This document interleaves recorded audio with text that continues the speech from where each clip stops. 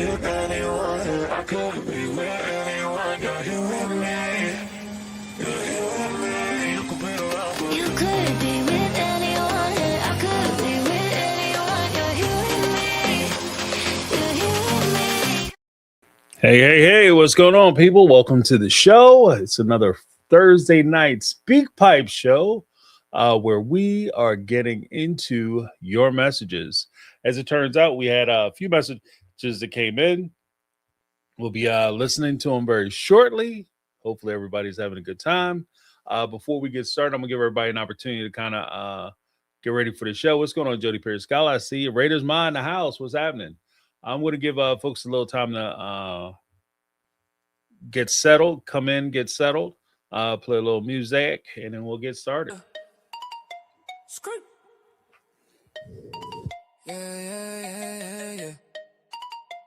Yeah. Hey. Yeah. Scrolling through the tube, all the thumbnails flash. Cats doing flips, pranks gone bad, they crash. But now you landed here where the beats don't miss. Yeah, algorithm point, but you hit my abyss. Oh. Could've clicked the cooking show. Could've learned to tie a boat. But you chose this flow. So let's go, yeah. You could be watching any YouTube channel, but you're here with me, grab the remote, dismantle. Lost in the pixels, but the vibe too ample. You could've clicked away, now you're stuck in my scandal. ASMR whispers, mukbang feast, unbox therapy or conspiracy priest. But now you're in the trap, this rap's your feast. Chewing on the words, every line unleashed. A million views, a billion streams, but don't hit the vein of these digital dreams. You could surf the net, but you stayed in my scheme. Caught up in my rhythm, my beat supreme. Could be watching any YouTube channel, but you're here with me, grab the remote, dismantle. Lost in the pixels, but the vibe too ample. You could've clicked away, now you're stuck in my scandal.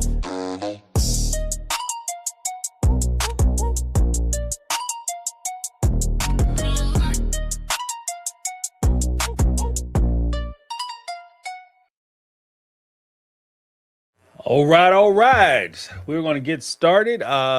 Today is going to be a non-video day, so I have my avatar up just so you guys know.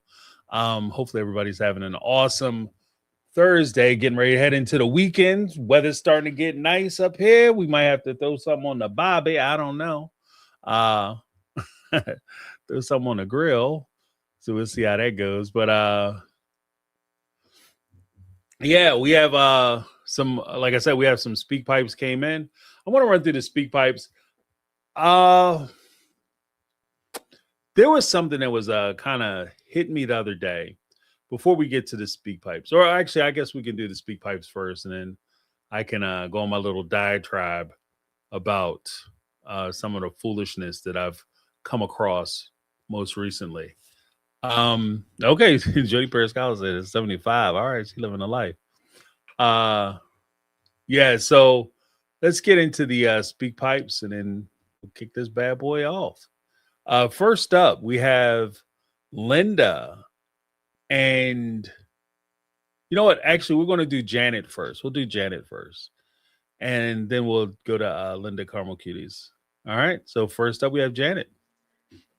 Hey James, this is Janet. Just doing some more rewatching of Sister Wives and just looking for, I don't know, things in more detail sometimes when you're rewatching that seem ironic or kind of interesting later on reflection. So I'm watching season 15, episode 6, where Cody and Robin sit their children down in their big mansion and they're like, oh, we just wanted to tell you about it's Joe Jarger called us, and it's really cool because it's been like polygamy's been decriminalized. It's like a traffic ticket and da da da da. And then Cody has the fucking gall to start going on about how, like, if he had it his way, that if it was decriminalized, then he would have like every polygamist wife. The next step would be every polygamist wife would have a marriage certificate.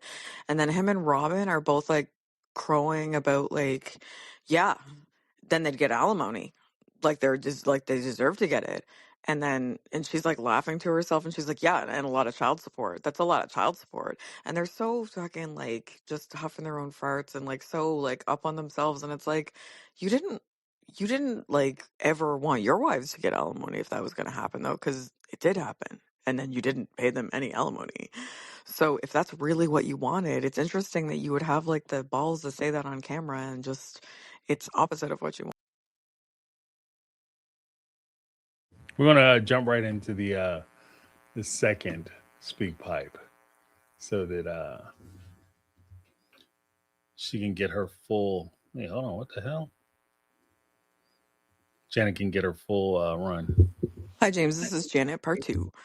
So I'm not done rewatching this episode, but just basically when they're sitting down and they're like, yeah, like that's so much better for everybody and the wives. And it's so good that it's being decriminalized. And it's so good that, like if I had my way, every wife would have a marriage license. And then that way they would get alimony if the marriage dissolved. And yeah, Robin's like, yeah, that's like a lot of child support too. It's like, oof, like that's just crazy to make those two statements. Like, I guess you must have not thought that the wives were ever going to leave you to be saying that on camera because, like, I know he said it earlier when they were having the panel and that he would support wives if they ever left. But this was like another thing where it's like him and Robin are like, yeah, and it'd be so good because there's a lot of child support they'd have to pay and like a lot of alimony. And it's like, cool, where's the alimony then? Where's the child support? It's, it's almost like, it's so diabolical that I'm just like, wow. Do you wish you hadn't said that? Because it would be really good if they could get some alimony out of you, but they couldn't even get like a place to live. It all went into your art collection and your mansion. And anyway, it's weird to see. I miss you, my take on reality fam. Oh, thank you very much, Janet. Here's my thing. I think that for the most part, when we start talking about um, like Cody and Robin and even the Brown family as a whole, the idea of sister wives, one of the struggles that I have most recently is as we talk about it and we kind of fawned over the idea of this equal treatment and giving these folks the platform to be able to sit up and make these kinds of statements like Janet illustrated that, oh, if they legalize polygamy, then every wife should have a marriage certificate and all the alimony and child support and the equal rights will be, oh, they'll explode and everybody be taken care of. And all of that is utter bull caca, as they say. Because when rubber meets the road, everything that they did, everything that they said was all into furtherance the normalization of polygamy within our society to make it acceptable, to make it something that's an alternative, that it's, hey, it's not something that's bothering you, it's something that I'm involved in and I believe in it. And you should let me follow my dreams. Why are you standing in the way of me doing the thing that I want to do?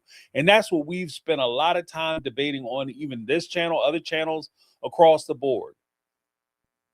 And all of it is in its own right deceptive and is part of the damn problem.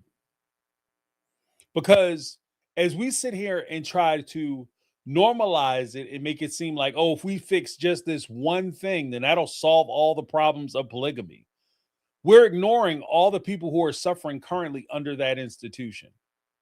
We're ignoring all the people, like when we sit here and watch the one show that I was watching last week on Netflix, and I did a thing, and you could talk about like the cult of Warren Jeffs and the FLDS and all these other groups, the AUB, and how they're mistreating people, and we get into all the evils that are done in the name of polygamy and religion in those different sects or parts of polygamy.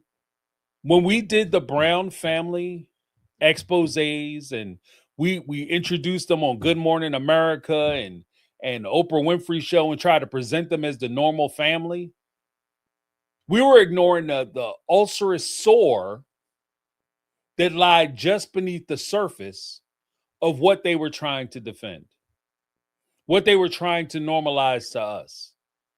And we could all sit here and pretend like, oh, everybody was just fooled because they was in a cult.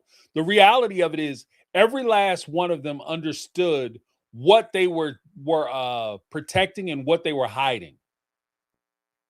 Every last one of them understood that there were people in their organizations who were doing horrific things to young folks, families, children, women across the board, even young men across the board. They understood that. And how do I know that they understood that before somebody comes back and, oh, they were brainwashed? They understood that because they knew enough to lie about it. If they were so damn brainwashed, they thought this shit was okay, they would have been on saying that, hey, yeah, sure. I mean, this is what happened and it's fine. It's fine that a 50-year-old man takes a 14-year-old bride and tries to make her pregnant. Or a guy like like I said, the gentleman from Netflix marries a 9-year-old and then she turns up pregnant at 10 or 11. That's completely normal. There's nothing wrong with that because this is how it is. That's what brainwashing is. That's what brainwashing looks like. You talk to somebody from Generation X or prior, Generation X, boomers, you talk to the Zoomers, you talk to anybody who may have experienced corporal punishment when they were kids. I could say that we were all brainwashed. Why? Because when we sit around and talk about what we wouldn't do and what we couldn't get away with and what our parents would do to us if we got caught doing half the stuff that these people were talking about, we're not shy about it. We don't hide it. We don't lie about it. We don't cover it up. We don't pretend like it was wrong. We sit around and we almost say it with glistening pride when we talk about, oh, my parents would have, oh, there would have been a vacancy at the dinner table if I came home like that and I'd have said that up out my mouth. Oh, yeah, my parents would have been out back burying me in a shallow grave if I was to talk back to them the way these kids talk to their parents. That sounds to me more like somebody who is tricked, fooled, brainwashed, or convinced that actions which may be deemed immoral or unsuitable are now all of a sudden okay. Right? They're okay to them. That's what it's like when you're dealing with somebody who's brainwashed. But somebody who knows enough to lie about it, somebody who knows enough to deceive people about it and go on TV and pretend like that's not the case and that never happened. We never, all my life, I never knew men could be so evil. How did you not know men could be so evil? When men in your community were that evil. Men in your family were that evil. So when we talk about these things, I think this is one of the struggles that the moving forward, I think that the folks, the cast members, and this isn't just Robin and Cody. This isn't just a Robin Cody thing. Because Robin and Cody weren't the only ones who were involved with it. This is a thing that I think spans even beyond like just a whole Robin Cody experience.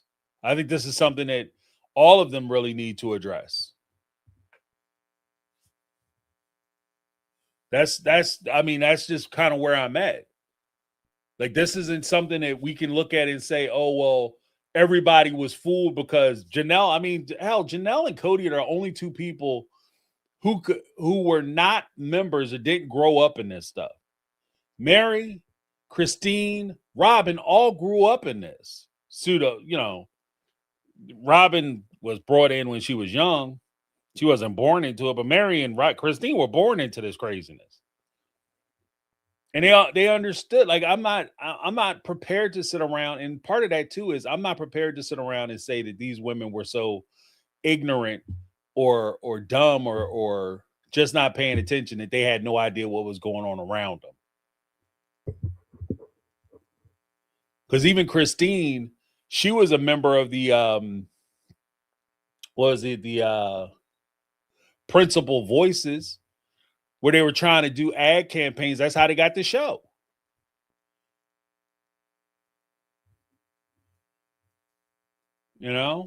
So And when we talk about like Cody and Robin's hypocrisy, that's built into the cake. None of them, if they legalize, and I did this video a while ago, we're talking about the legalization of polygamy.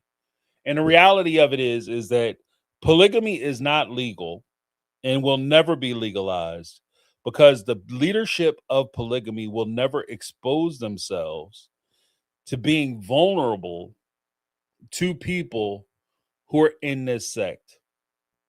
They'll never expose themselves to be vulnerable to people who could come in and take everything that they own and house them. They're not going to do that. It's not going to happen.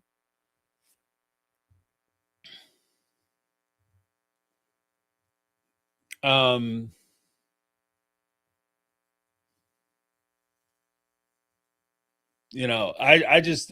not a big, I don't know.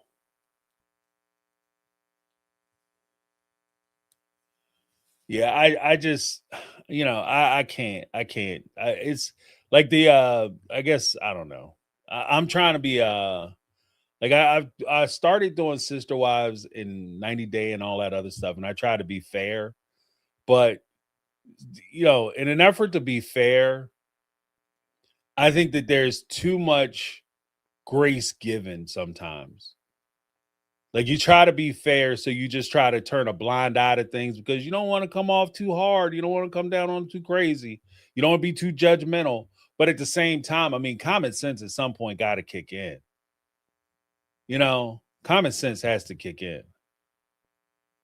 Because even as Janet pointed out, I mean, rightly so, these guys, they'll sit around and talk all that bullshit. Oh, I'm pardon my French if y'all get offended by my little dalliance with the French, but they'll sit around and talk about all this craziness about, oh yeah, we're gonna have like equal rights and give all the women alimony. Robin, for one, the legal wife, is never going to stand by and let any of that money go towards any of these other women. You know how I know she wasn't? Because even as a supposed fellow victim of polygamy, she wasn't going to let it happen, is because Robin had every right. The same way she's out there spending tens of thousands of dollars on dolls and clothes and everything else, paintings and all this other shit, she could have cut a check to them women if she wanted to.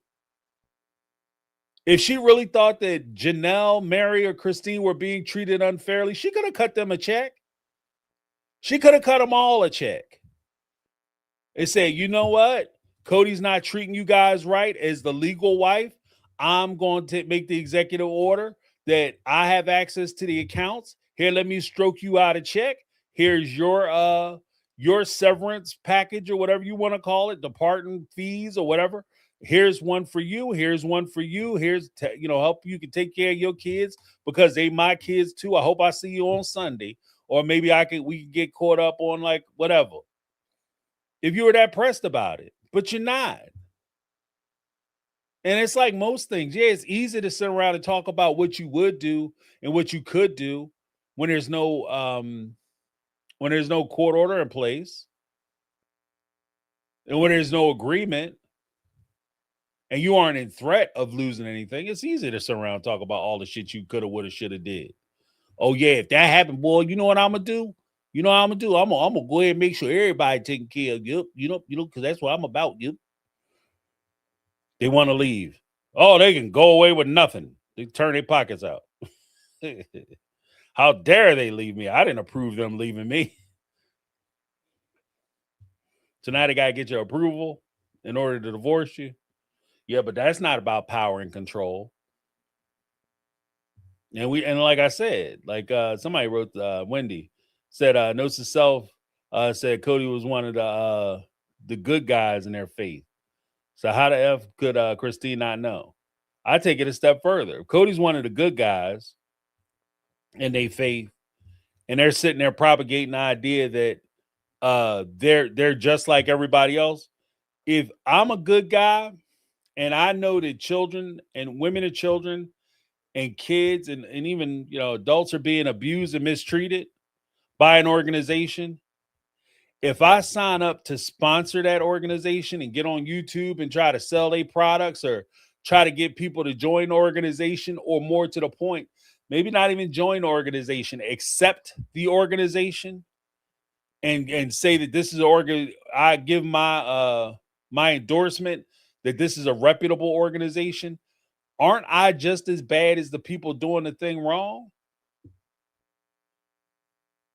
Aren't I just as bad as they are? They're doing, yeah, I might not be there marrying, 12-year-olds or running around whipping on the women and all that other stuff. But if I'm sitting there saying, no, you guys got to understand how awesome these people are. They're just misunderstood. All the evils that they're actually doing, yeah, they're not doing none of that. Aren't I just as bad as they are? Aren't I just as culpable as they are?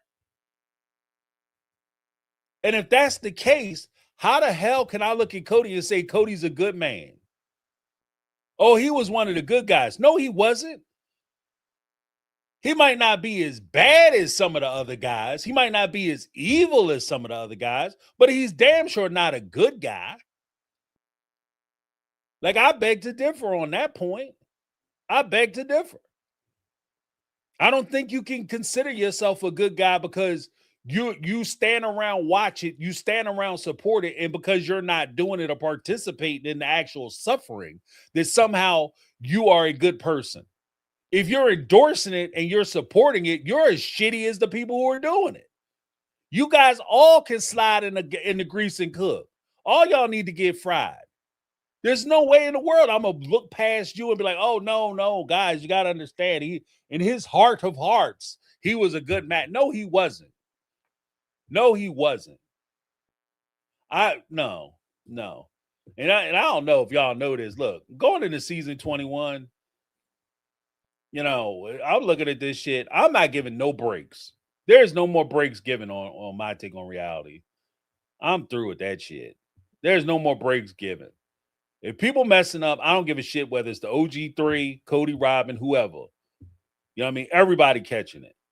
So if you stepping outside the line, because I mean that's what it comes down to. Because we like the OG3, we gave them a pass. We pretend, oh, okay, yeah, I mean, no, they good people because they suffered, they went through a lot. Okay, yeah, they did go through a lot. But they also covered for people who were going through a lot. They covered for people who were putting people through things that were terrible. So, I mean, at this point, come correct. Come correct. I think they just got to come correct. This is Wendy said they've done nothing with their platform to help those stuck in compounds and want to leave, but have no resources, let alone millions from TLC. And I think that's 100% accurate. Like, because at some point you have to take responsibility for the damage that you've done and the damage that you've caused. And if you think that by spending the last 15 years supporting this organization, supporting this lifestyle, and just because you were in a lifestyle and you got a bad hand in a lifestyle that you participated in, but yet you endorsed and you profited from, that somehow you're not culpable in the suffering of other people, I beg to differ. I beg to differ. And if you guys are using your platforms to enrich yourselves and improve your own lifestyles and standing, but you're not doing anything to help the people who are still, like Wendy said, are still trapped in these wicked situations and these wicked marriages and these wicked mindsets because they've been brainwashed or been convinced that this is the right way, but you guys aren't doing anything to stop that. And I mean, like, yeah, look, there's an old saying. One of the things that used to annoy me, like back in the day, they don't do it as much anymore.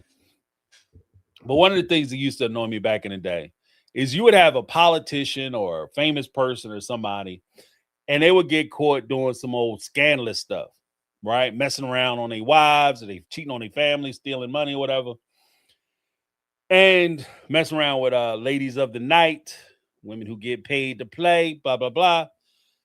And invariably there would be a press conference. And at that press conference, there would be the guy who did it. Usually it's a man. He would cheating on his wife. He'll come out and he have his wife in tow and his kids standing there, and everybody's sitting there looking sad and sorry. And he's standing there talking about how sorry he is and how he messed up and how his wife got his back and she gonna support him, and he messed up and betrayed his family and blah blah blah, etc., etc., etc. And one of the damn things that always annoyed the shit out of me is, one, why is that woman and them kids standing out there with your ass when you messed up? They wasn't with you when you was messing up. But now you got caught. Now all of a sudden they got to go out there and stand with you and take the heat and be embarrassed and humiliated with your ass. It's your mistake. You stand there on the carpet and take that heat yourself, by yourself, because you made those decisions by yourself. And these are your choices. So you should have to stand and take it. The second thing that always kind of annoyed me was when people do things publicly and then want to apologize privately. Let me say that one more again. They do something publicly, an offense publicly, but then they want to go back and apologize privately. These guys will stand there and they never really nail down when they get at these press conferences. They always say, I'm sorry, blah, blah, blah. They never say what they're sorry for. They say they sorry they embarrassed their wife and their kids. They sorry they betrayed their family, let down their supporters. And they ask for everybody to give them secrecy or privacy while they work things out between their families during this very delicate time or whatever, blah, blah, blah, blah, blah. Right? But if you want to humiliate your wife publicly, you should apologize to her publicly. You should explain what you did, why you humiliate her, why you sorry, etc., etc., etc., to get over it. Like, same. If you've been on TV for the last 15 years propagating polygamy, talking about how awesome it is, talking about how different you are from all the other cults and groups and sects and people who are doing it, and how you guys are different and independent and everybody's strong-willed and these are strong women and everybody got their minds and shit together, only to find out that you guys are just like everybody else, if not worse, then you don't get to slide off and do like little events that nobody sees you at, that nobody's aware that you at. Give your secret support to women in these circumstances. You should be out in front, just like you were when you were holding these organizations or groups up. You should be out in front telling people that these organizations and these groups are not what you pretended that they were. That's where I'm at.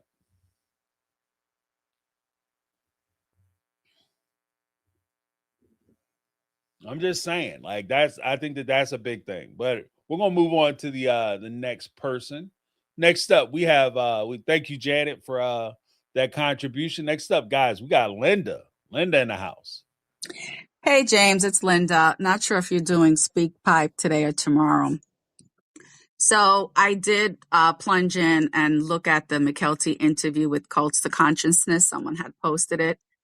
In a way, I'm sorry I did, because it just seems like there is absolutely no accountability for anything in the Brown family, anything in any of these polygamists, any of these cults. They have an excuse for everything and an explanation for part of it, but not all of it. Because the part I posted was the McKelty talking about, how he fell in love with Robin, blah, blah, blah.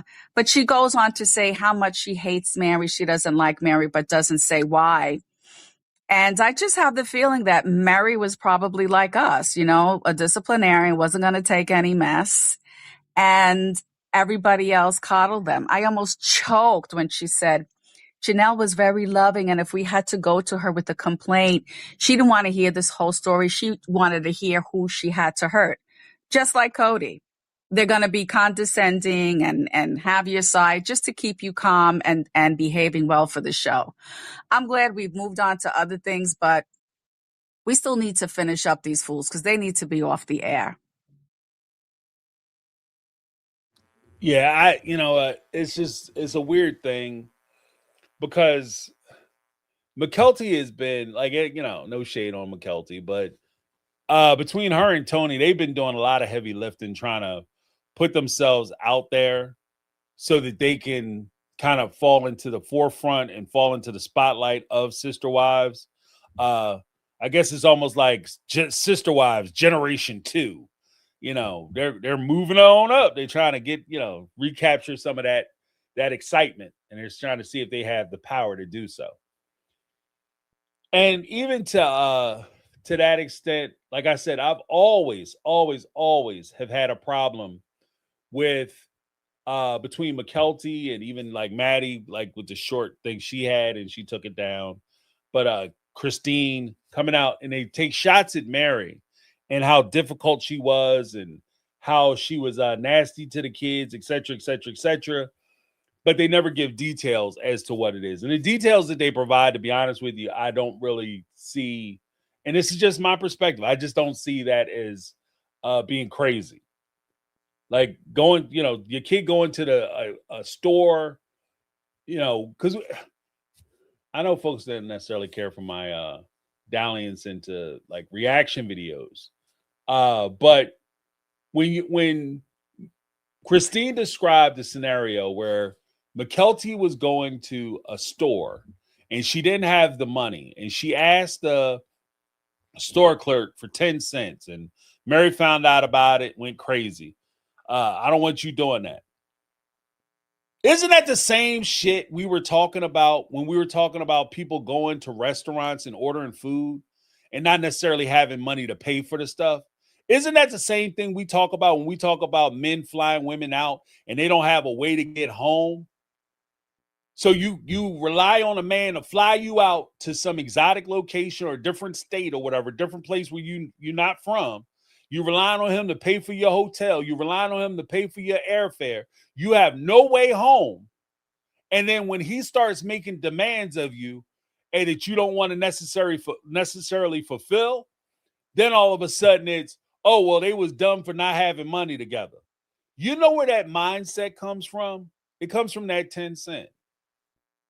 You teach your kids to never go into a store. If you don't have money, you can't afford to do something, then you don't put yourself in a position or in the way of doing something. If you can't buy, you go into a store, you want to get 2 packs of Now and Laters or Alexander the Grape or Lemon Heads, one of these old school candies. I don't know nothing about these. You know what I mean? These classics. What is that? That that bar that was like, oh my God, it was so good. It was like, it had coconut on the outside, like toasted coconut on the outside. Oh, I can't even think about it. It was so delicious. But if you don't have the money to be able to cover everything you want to do, you know what you do? You take that thing, like some of it, and you put it back.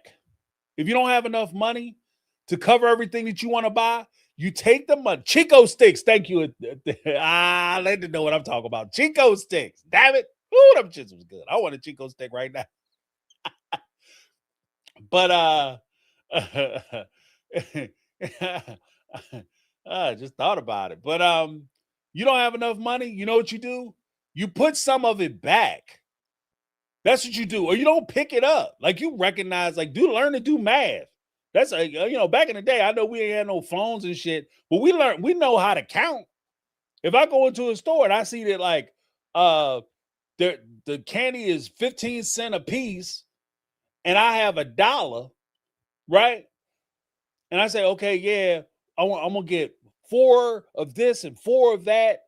Can I get another 5 of them? No, you got to sit there and do math. Put it together.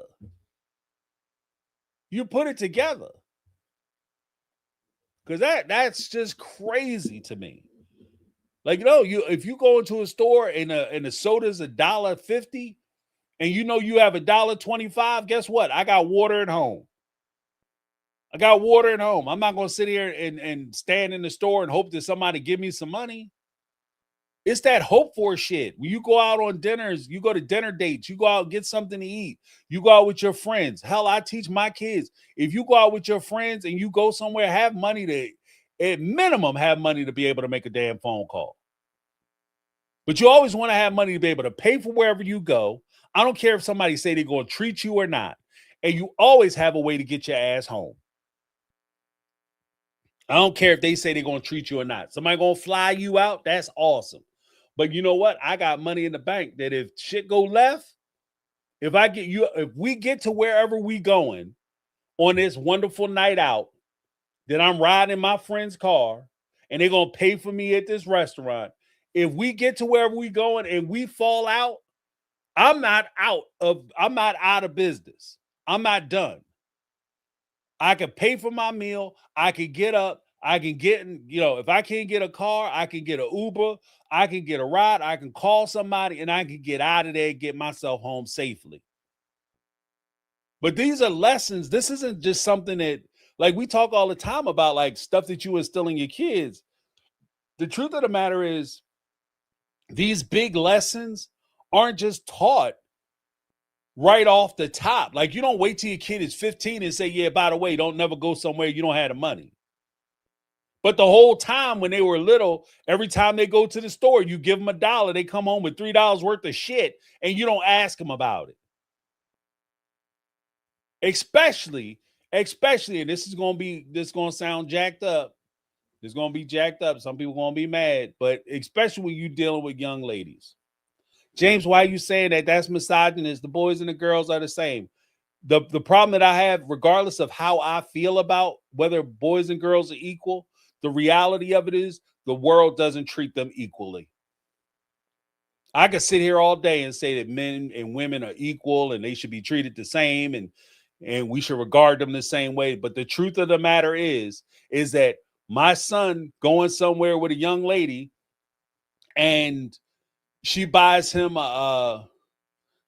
pays for his dinner. She may have expectations that he gonna, slang that thing by the end of dinner because that's what she paid for. But the reality of it is that my daughter has different concerns, because if a man takes her out to buy that, pays that dinner, and he expects at the end of the night she gonna slang that thing, and they in the car and she say, take me home, that man may look at her and say, I can physically dominate you. And if you don't want to give it to me, I can take it. There's very few women out there who can take it from a man. Well, not very few. That's not true, because some women do be housing these fellas. Like, some of these women be tearing these dudes' asses up. But it's just not the way things work. And that's one of the things that I've always said. Like, there's certain experiences that women have, concerns that women have, that men just don't have. I've never sat in a frat house or walked into a bar with a bunch of dudes and said to myself, oh shit, they've been drinking a lot. I could become sexually compromised because these fellas are looking at me kind of funny. Never, not once in my life have I ever thought that. But I guarantee you, every woman that I've ever been friends with, every woman I've ever known, knows that pit feeling in their stomach when they realize that they might be in a situation where the guys around them there's too many guys, or they by themselves and they don't really know these fellas. It's a different concern. I have been in situations where I look around and be like, you know what? I might have to swing my way up out of here.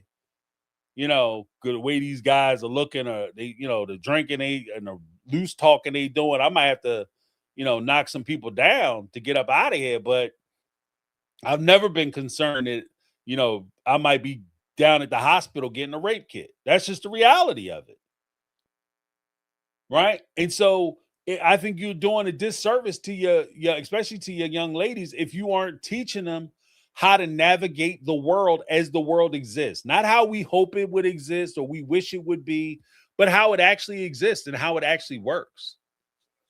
And teaching young women that they could be indebted to men, especially in a culture where men are marrying, like 50-year-old men are marrying 10-year-olds, and you send your daughter down to the corner store and get indebted to a man. Yeah, if you take it like in my situation, even to Linda's point, in my situation, normal ass household, normal family, I feel a certain way about sending my daughter out and teaching her to be indebted to a man.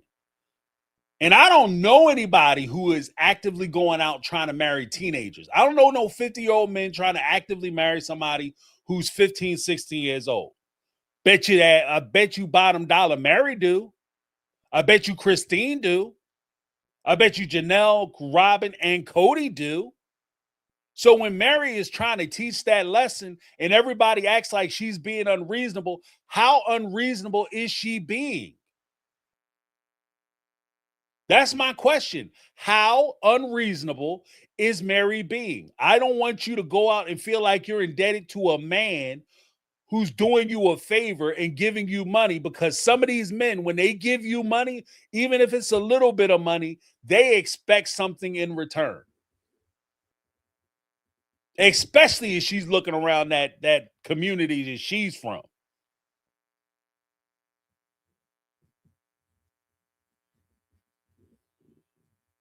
I'm just saying, like, it's just like that story. It still kind of bothers me that like they told that story and everybody was like, yeah, that's kind of crazy. Mary would go crazy over that shit. Mary has been around her entire life. When she was doing this polygamy thing in the AUB, she's been around lecherous ass dudes who take advantage of young women. So is it Mary's fault? If maybe that's what Mary was thinking about. But nobody ever gives Mary credit for that shit. Mary was looking out for her in a way that her mama wasn't. It's not a problem. Nothing gonna happen. Nobody gonna do nothing. My daughter. Shit. Like I said, tune in the notes to Self 444. You know what I mean? Mel's got some damn stories. And Mel is the daughter of the prophet. And she has stories about things that have happened to her within that organization. And you telling me Christine, who might be blue blood, but her dad wasn't the prophet. Her husband damn sure wasn't the prophet. They didn't have no traction in that organization for real. Maybe when they go to church, they get to sit in the front, but they didn't have any real traction. She couldn't stop shit. So yeah, maybe Mary was trying to look out for McKelty and trying to keep her ass from being a victim. And McKelty thinking that, oh, it's okay because it never happened, because you weren't ever a victim, that somehow Mary was full of shit and she didn't know what she was talking about. And she was she was so worried about something that wasn't really going to happen. That wasn't for real. You didn't understand how much danger you were in. You didn't understand how much danger you were in.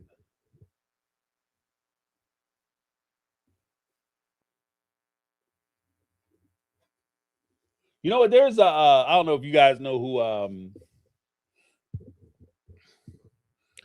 I'll say it this way. There's a guy, Tupac, and he's friends with a guy named Snoop Dogg.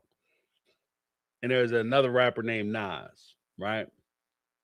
Tupac, well, I'll just say the one guy, call him Two. Two was having a problem he's from the West Coast. He was having problems with some guys on the East Coast. He came out to the East Coast. He was in New York.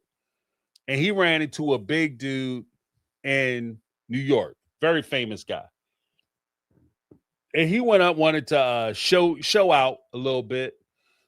And he started talking shit to the big guy in New York. Right? And the big guy from New York was like, look, man, I don't want no problem. I love your stuff. I love your music. I wish you the best. I'm going to let you, I ain't got no problem with you. And he walked off. And Two was sitting there bragging about how he punked this dude up and, oh, he ain't know nothing about it because he was scared of him and he was going to do this, that, and the other. And his friend, we call him Snoopy, his friend Snoopy was like, no, because I lived this life, because he too was in like street gangs and stuff when he was younger. He's like, I lived this life, and I looked around the room, and I'm telling you, this whole room was loaded up with the big guy from New York's people. And so when the big guy from New York was like, I don't want a problem with you. I love your stuff. I think you cool. We ain't got no issues.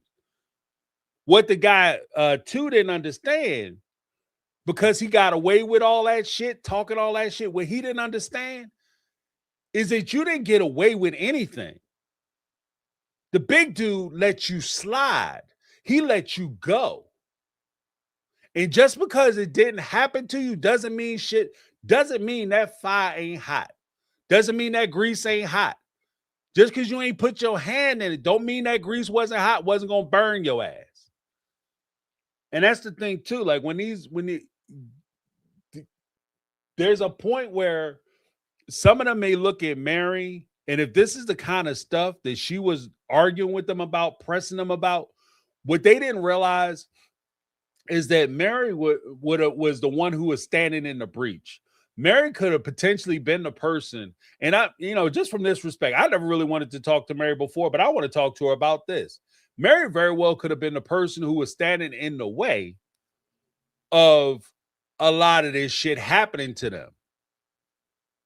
She was standing in the way of these young kids going through some very traumatic things. Because she was the one who was sitting there taking the heat. No, don't wear that kind of dress. Don't wear this kind of shirt. No, you can't walk out of here looking like that. Oh, I was wearing that shirt. I wore that shirt a bunch of times. They saw me wear that shirt. And then the one time I want to wear it on the show, all of a sudden it's a problem. Yeah, because it's on the show. Because it's on national television. And because you could be exposing yourself to the kind of people, the people in these groups, the people who are our neighbors, the people who you may not be aware of are aware of this show, and they watch this show. And if they see that you are starting to blossom as a young lady, even though you are still a teenager and still a child, some of these adults will look at you like you a grown-ass woman and that you ready for playtime. You ready for play now. And they will approach you as such. And because it never happened and because you were never exposed to it, you didn't realize your ass was in danger.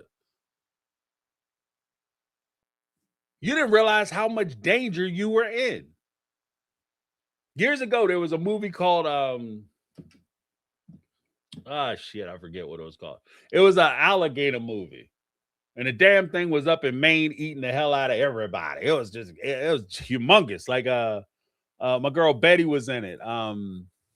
Not Betty Aldridge from the show. But she was in it. She was feeding these damn things whole cows. Like she's like, and these alligators reach like 25, 30 feet. These things was monsters. Yeah, she was raising sea monsters out there. And the guy was out swimming in the ocean. He fell into the river. And Lake Placid. Thank you. Linda, you on it tonight, girl. The guy was in Lake Placid, and he was, fabled with the like Egyptian mythology and mythos. And he was like, oh, the god of death, he was a crocodile. He said, oh, he not Anubis, it's the other one. But he said, oh, the crocodile would look you in the face and they would judge you. And he fell into the water. Crocodile swam right up to his ass and didn't eat him and swam off. And he said, I was judged. He said, no, what happened was 5 minutes ago, that crocodile ate a full ass cow. He ate a whole ass cow. He was full. That's why he didn't eat you. He was full. Dummy, you don't realize how much danger you was in. Because had that woman, Betty, not given my man that damn cow, you would have been an appetizer.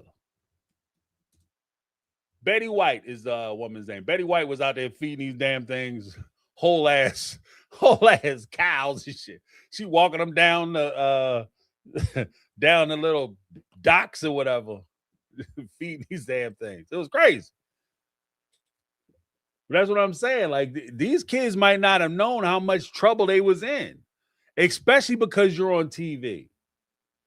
Like I had my talk with my lady the other day. She said, we were talking about like Robin and Robin's prospects after the show. What a lot of folks don't realize is it the same way Cody could pick up some women because he's on the show.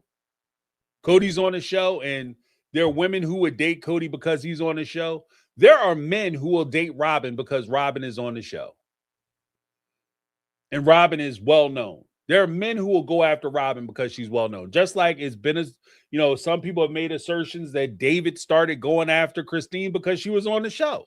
And that made her more attractive to him. And like, same.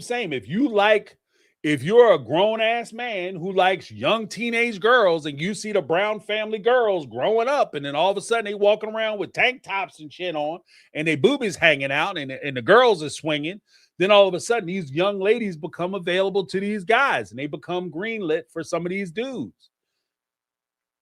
And the guys will look at it and say, well, if you put your daughter out like that, then clearly you basically hanging a sign on her. Open for business.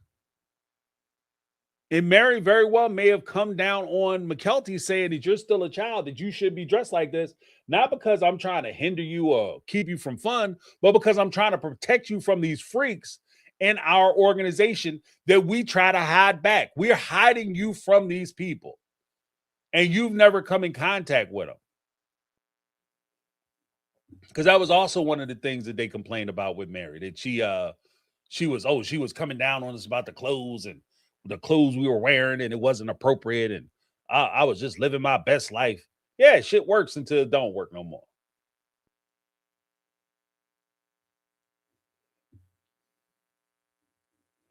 No, what did he say? Yep, David admitted to being a fan. You know what I mean?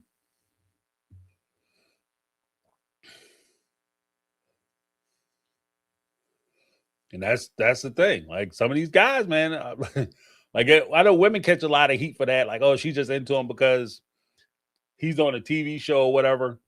Guys do it too.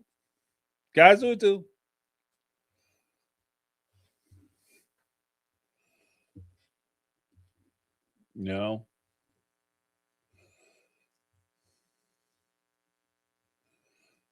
That's what I'm saying now.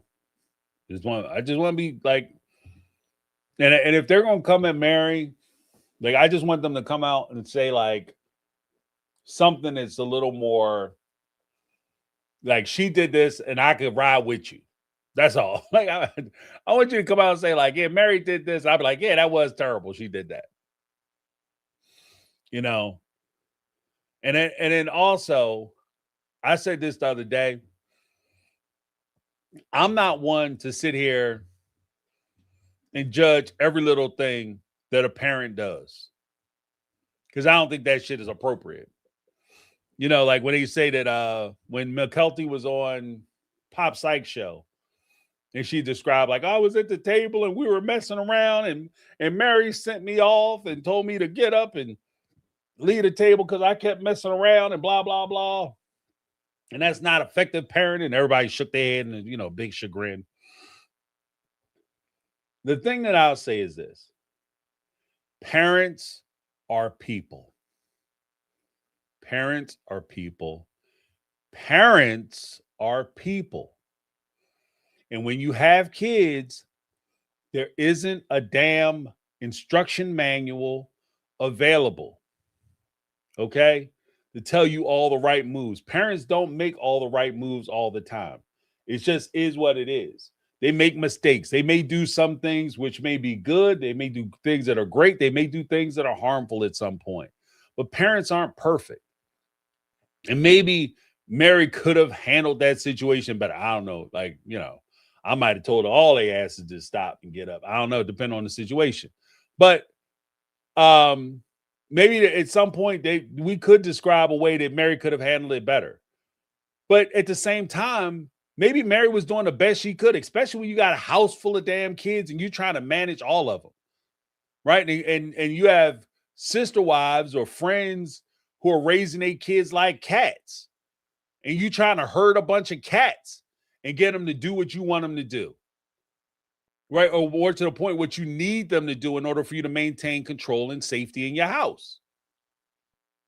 Because like it or not, when you have a bunch of kids in your house and nobody listening, that shit is a safety hazard. I mean, you know, to quote my homegirl, Negla 3, am I wrong? That shit is a safety hazard.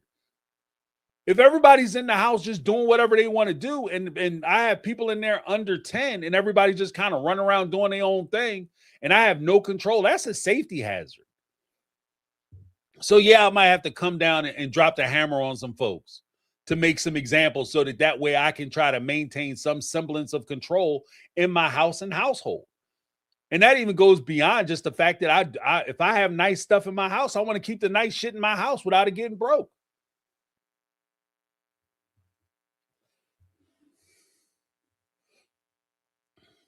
But yeah.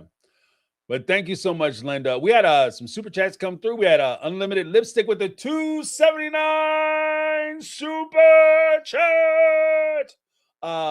You're right. Women are more at risk, not misogynistic. Yeah, I mean, I don't, you know, because I recognize some people get kind of sensitive when I say shit like that, but it's just it's the truth. It's the truth. Like, there are places that I go as a 6'6", you know, I've lost a lot of weight now because I got sick, but I'm back. I'm gonna go back into the gym next week. I'll be back in the gym next week, so hopefully I'll pack back up. But 6'6", been training, doing martial arts since I was a kid, right? Boxing the whole nine. There are places that I go that I would be at risk, that I'm not safe when I get there. And I would be a damn fool if I assume that I should be allowed to do whatever I want to do. There's shit. You know, in this world, I should be free to walk down any street in America, the United States of America. I should be 100% free to walk down those streets with 4 pounds of gold hanging around my neck, counting hundos,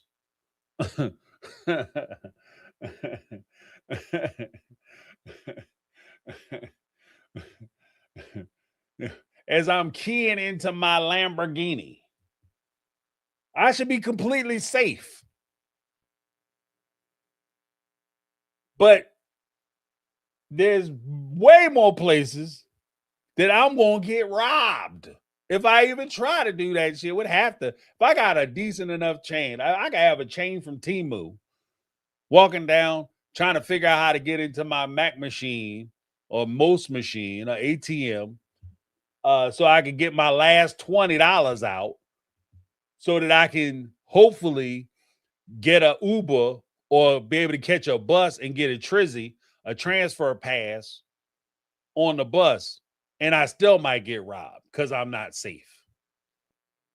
And that's not me saying like, oh, you know, this person, that's ridiculous. Why would you bring that up? We should all be equal and it should all be fair. No, it's just, it is what it is. You got to be smart. You got to take care of yourself. You have to deal with the situation as the situation is, not how you wish it would be. I wish I could walk down every street in America and do what I want to do the way I want to do it and be safe and secure in my own person. But I recognize there's some places, there's some neighborhoods, there's some towns I can't go through. There's some towns I got to be out of there before the sun go down. And you know, if I'm going to be honest, and I know some people ain't going to like this, but I've been to a few of those towns and I was told that shit. Like, you better not be here. The sun better not hit your back. And you in this town, Jack. If that sun go down, boy, that's it for you. It's a wrap. Oh, no, that's not like that. Because when I was brought up, my parents told me that everybody was equal. It don't matter how your parents raised you, because it was how their parents raised them. Okay, you might not be in the group of dudes who's coming after my ass. But that don't mean them dudes ain't coming. But thank you so much, Janet. I appreciate you.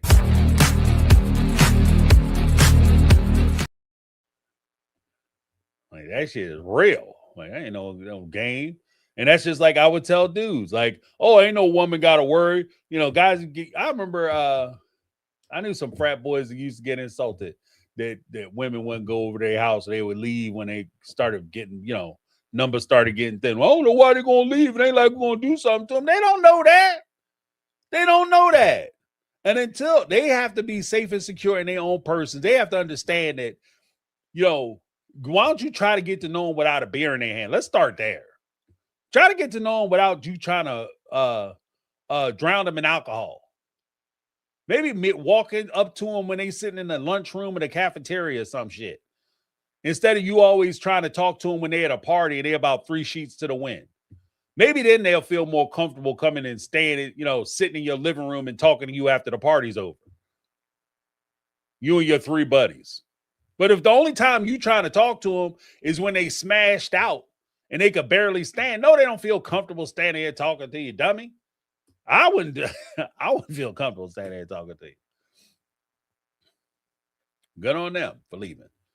But next up we got a unlimited lipstick with the $2.79 super chat. Said I like the reaction vids. Makes for great discussion. Thank you so much. Thank you so much. You have to try to rework them so that way they hit more folks. But thank you. I appreciate that. Let me give you a little something.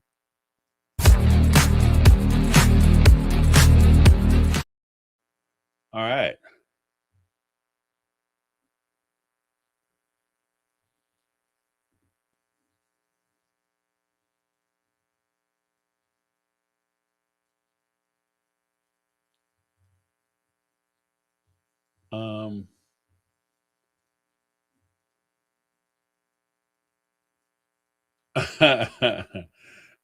James, shout out to Mac Machine.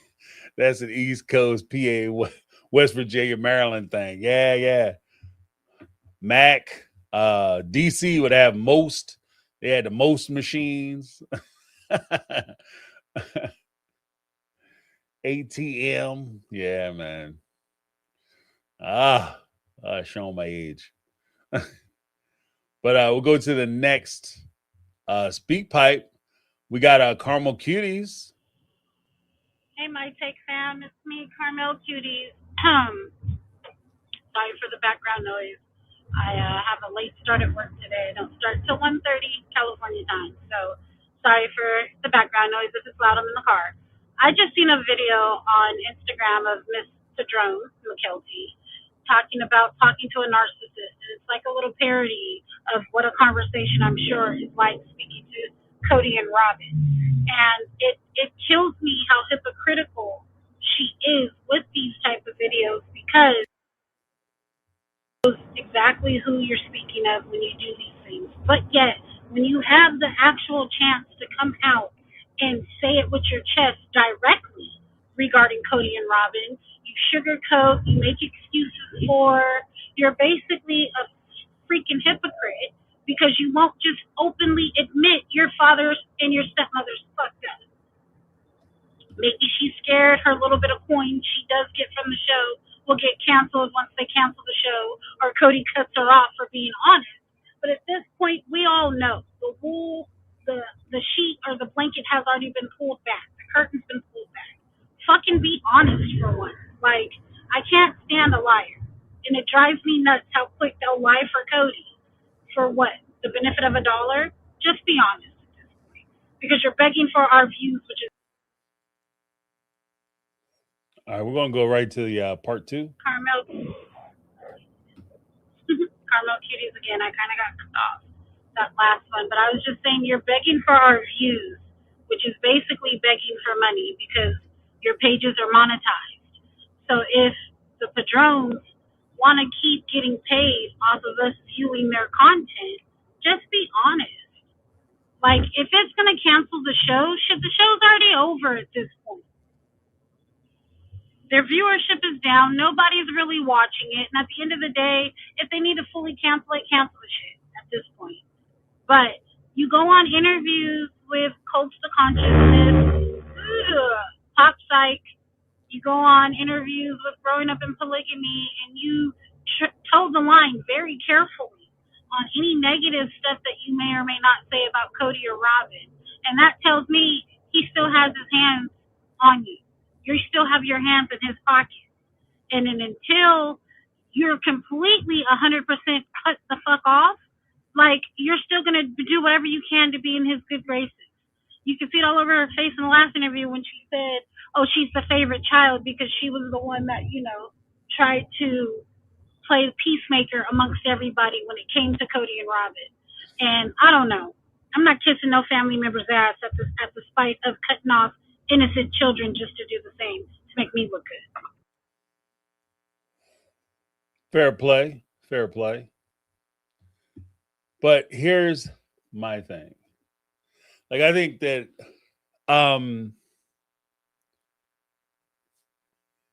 here's the thing.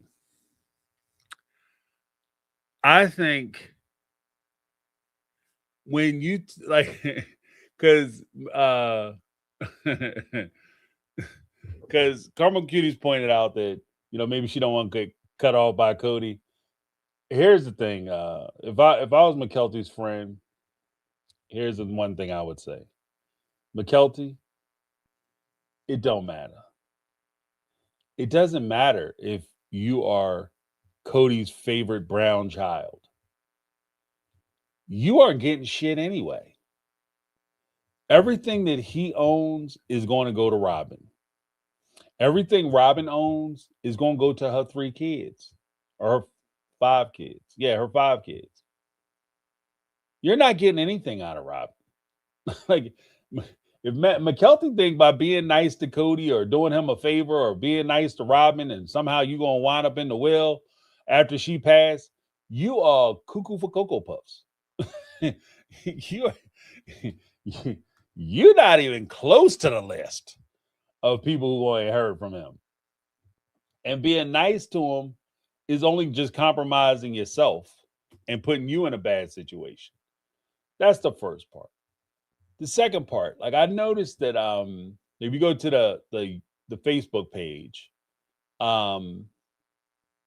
Athena Minerva, Linda, she posts a lot of stuff. She has a lot of the like clips and things like that. And she had a few that she had talked about from McKelty, and like McKelty talking about Cody's narcissism and how to deal with a narcissist. And she throws shade at him, but she doesn't ever come out and say his name. But we all know that she's talking about between Cody and Robin, right?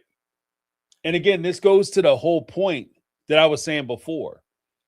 And this is where it gets kind of grifty. It gets kind of grifty because she took the position in season 17 that she's the peace broker. She's the mediator. She's the one they all come to because she's so understanding, so kind, and she's trying to be everybody's friend. Right? Now, updated to season 20, when that didn't really get any traction as the mediator, now all of a sudden, she's doing shots about Cody and how he ain't this and how he ain't that and how Robin isn't this and Robin isn't that and blah, blah, blah, blah, blah. Right? It comes off grifty because if anybody does any type of review of Sister Wives, right, as a content creator, there's just one simple rule. Cody, Robin, bad. OG3, good. So when she comes out and now all of a sudden she's attacking Cody and Robin, it just feels super grifty because you're not given the nuance as to why you were on their side, why you defended them for all those years, why you used to, make excuses for them. It just seems like all of a sudden you're anti-Cody, anti-Robin. And it just seems that way because as you're starting to try to expand your reach into the social media landscape, as well as your importance of being maybe added to the cast of Sister Wives as a main character of Sister Wives to get paid, cut one of them checks. Now all of a sudden you coming out against Cody and Robin, following those rules.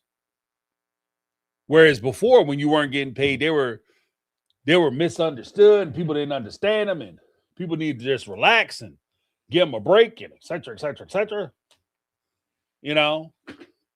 But now, because you trying to get paid, all of a sudden, Cody bad. Robin bad. They all evil. They didn't help my mom. They was nasty to my. They been nasty to your mom.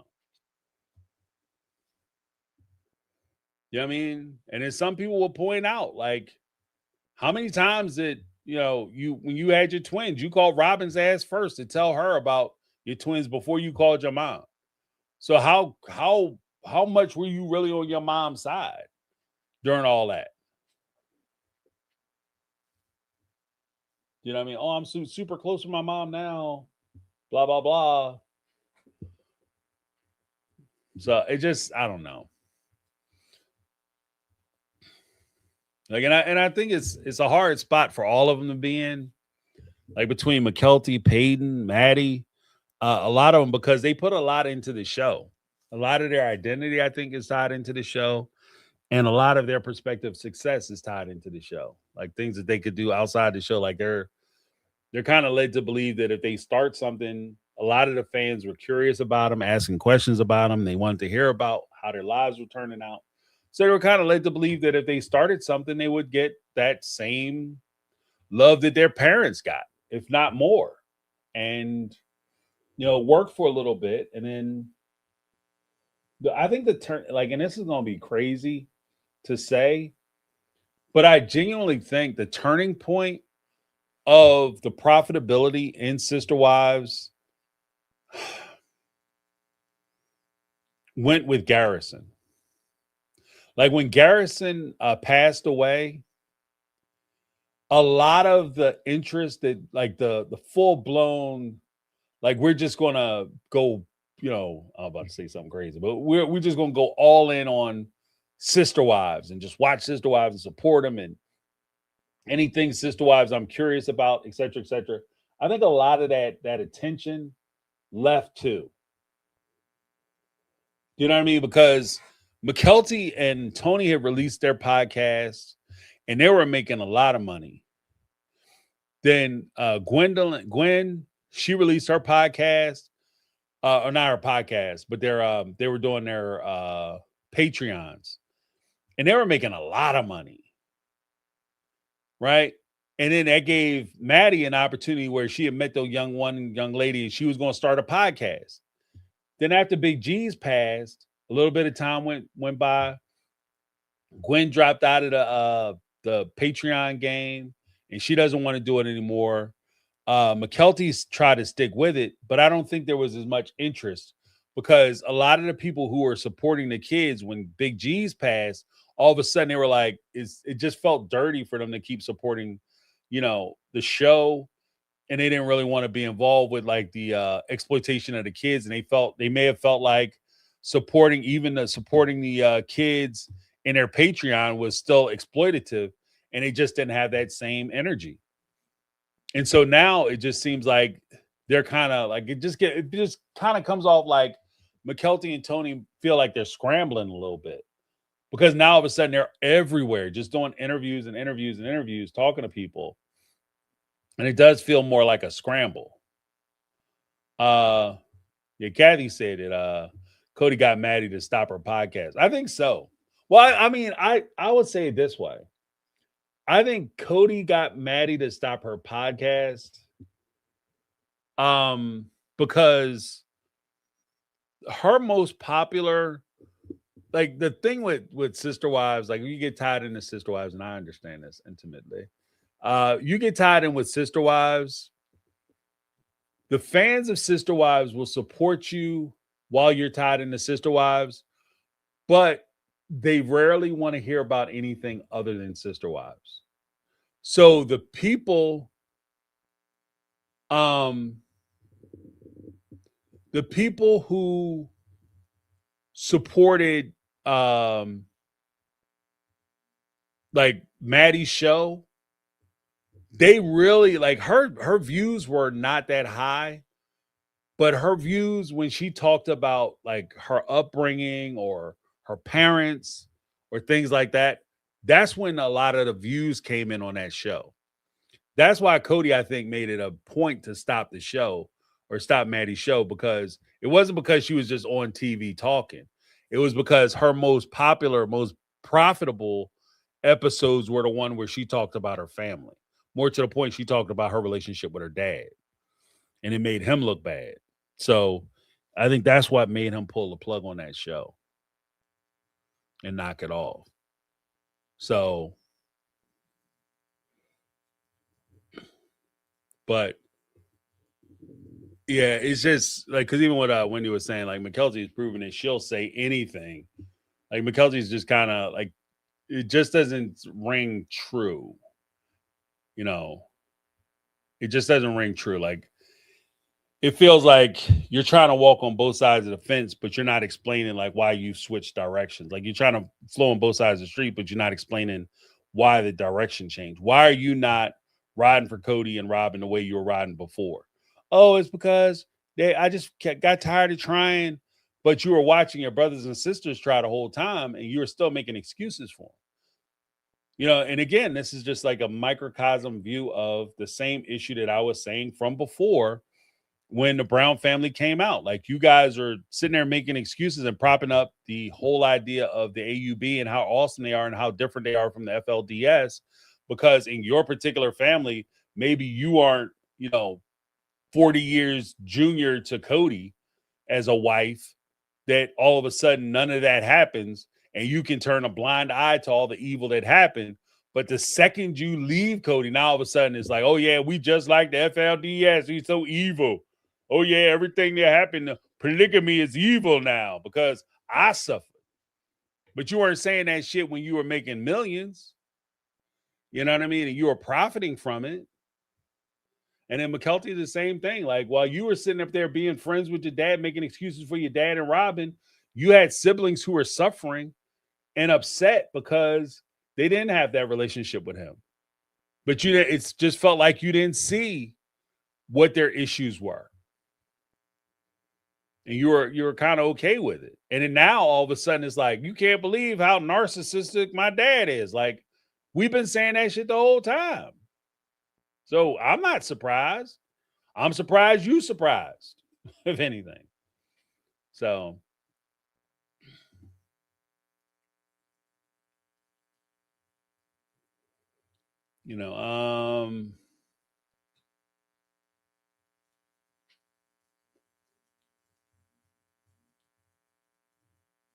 what exploitation?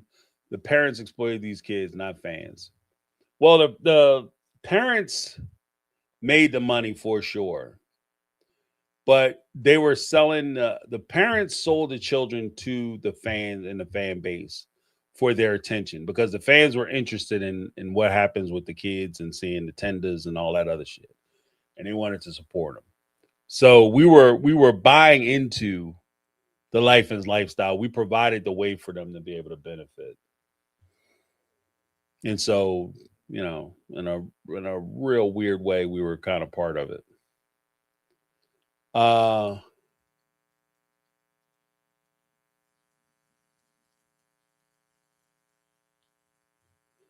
Yeah. Nicole Aggie, McKelty narcissistic video. The gloves are off. Show over because it's done. Looking on YouTube at TLC videos about sister wives. No one is watching them compared to a year ago. Yeah, because there's nothing that I can't keep doing it because it's like it's nothing really to talk about. Like, what are we talking about? What are we talking about? Everybody's an adult now. The kids are grown.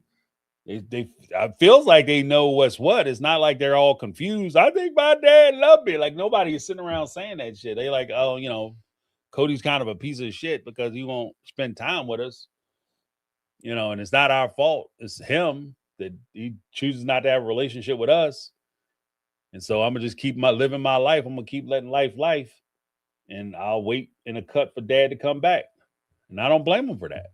So, what are we watching? It just feels like I'm supporting people who don't necessarily deserve or need my support. If that makes sense. Like, Cody and Robin don't need my support. In fact, they kind of begrudge my support.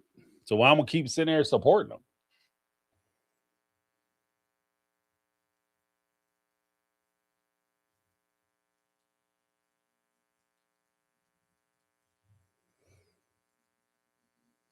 Uh,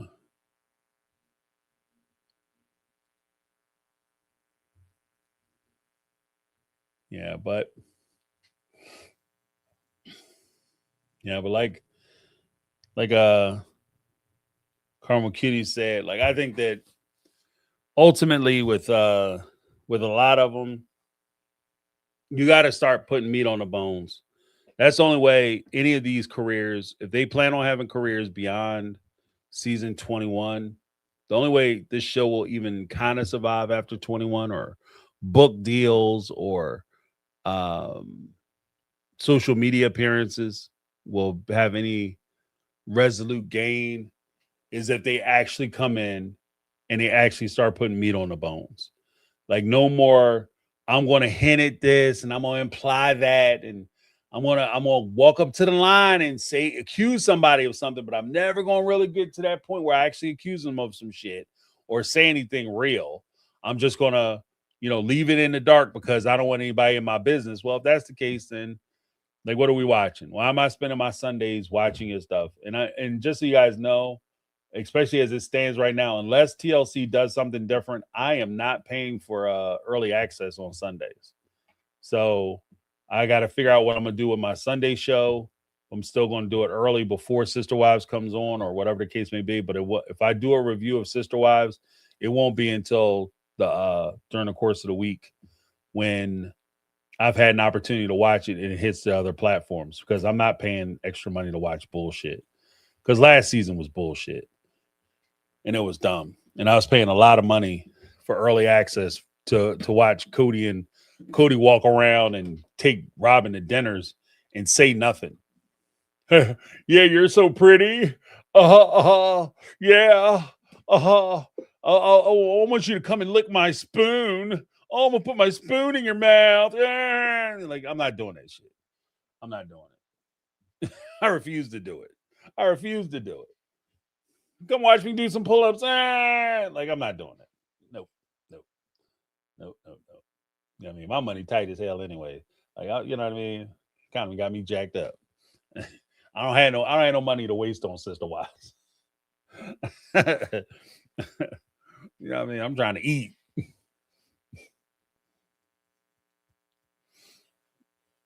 Because it's just because even their relationship is dry as hell. And other women, they've actually reached a point now where, like, between Christine, Mary, Janelle,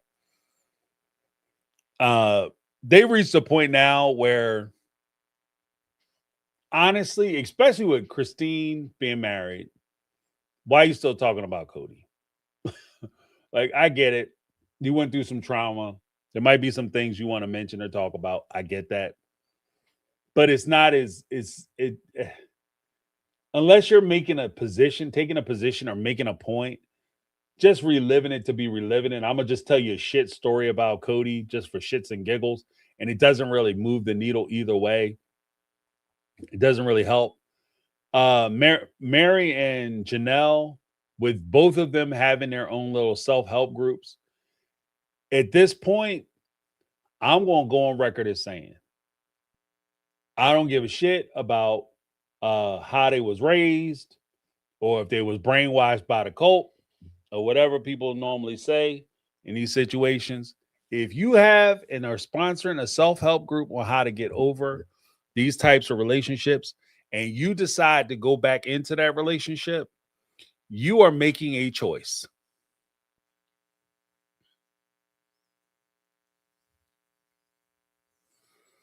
You are making a damn choice. If Janelle decided she gonna, like Megatron said, she gonna get down there, build that new house in North Carolina, and she gonna leave a light on for Cody in case Cody want to come back, you made a choice. So if Cody come back and he make a mess of you in your life, that's your choice. That's your choice. That's not Cody coming back and tricking you or the AUB fooling you and brainwashing you and throwing a hood over your head and taking you out to the wilderness and saying some nasty shit to you. That's you making a decision. So at this point, I don't know what we're going to watch. None of them have a relationship with each other. Yeah, you all have kids, you all have a history, but shit, I mean, there's people who walk around that I have a history with. I have no kids with them, but I have a history with. That doesn't mean that I'm gonna necessarily try to hook back up with them at a reunion, and we're gonna have these deep ass personal, emotional conversations. You know, just saying, it's just crazy to me.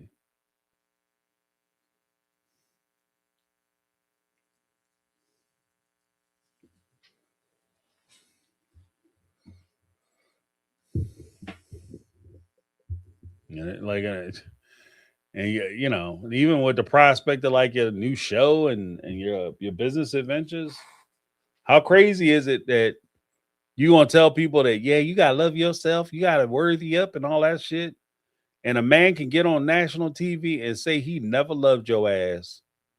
For how many seasons did Cody say that shit? He said that from definitely from season 18. I think it was 18 he said it. But even when we push it all the way back to season 19, Cody's saying that he never loved them. I think he said it in 18, but it's saying in 19. 19 and 20. 2 straight years he said he never loved you. I think it was like actually 18.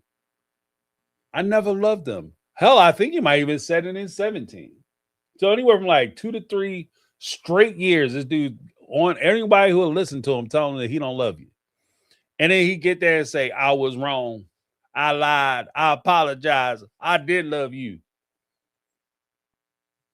And I accept your apology. I knew it. I knew it. No.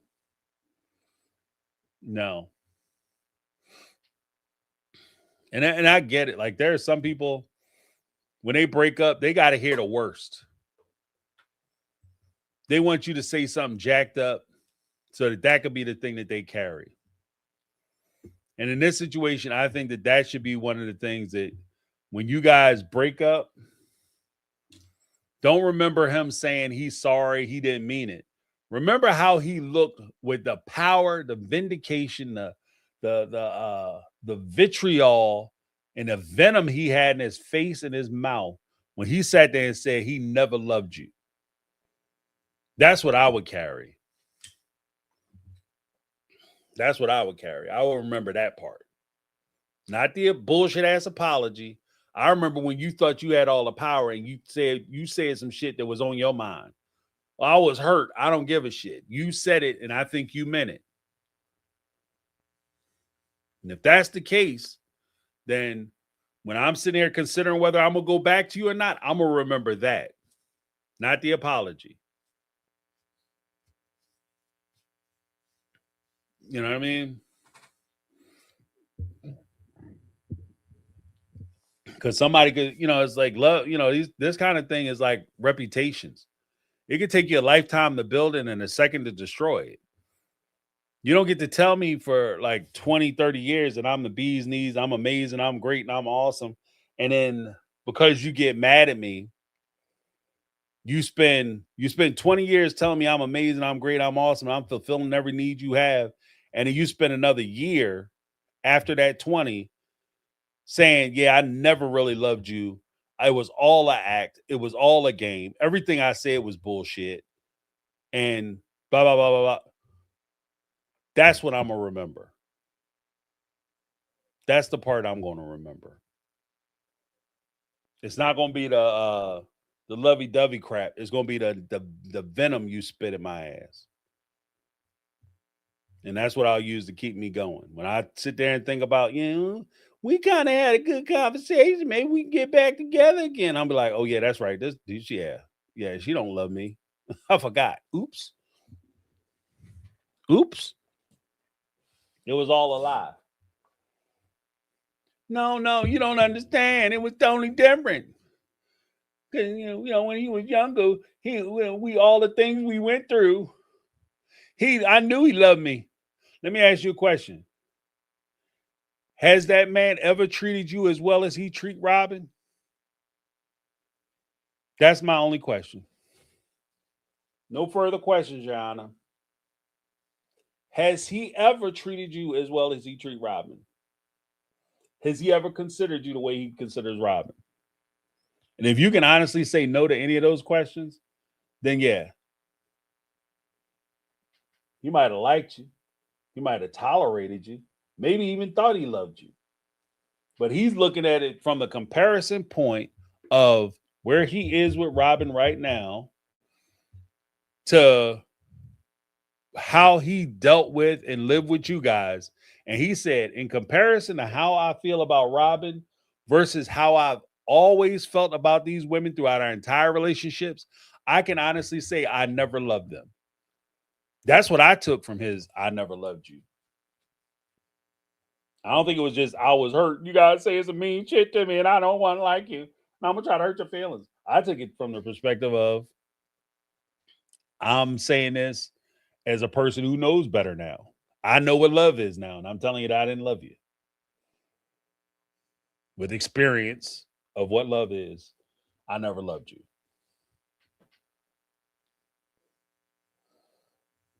And it's easy to say, when I said that, I didn't mean it, because he knew he wasn't getting back with your ass.